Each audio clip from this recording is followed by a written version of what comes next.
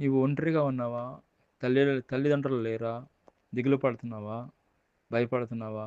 దేవుడు ఒక వాగ్దానం చేస్తున్నాడు. యెషయా గ్రంథము 41వ అధ్యాయము 10వ వచనంలో, భయపడకము, నేను నీకు తోడై ఉన్నాను. దిగులు పడకము, నేను నీ దేవుడై ఉన్నాను.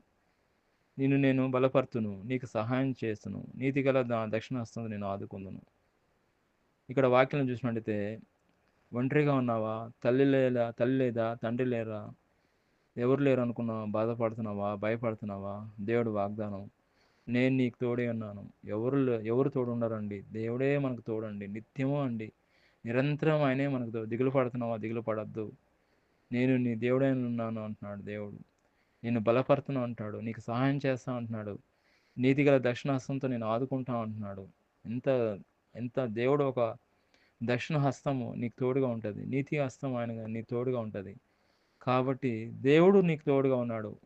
తల్లి తండ్రి లేకపోయినా, ఎవరు లేకపోయినా దేవుడే నీకు దిక్కు. దేవుడి ఈ వాక్యం దీవించును గాక.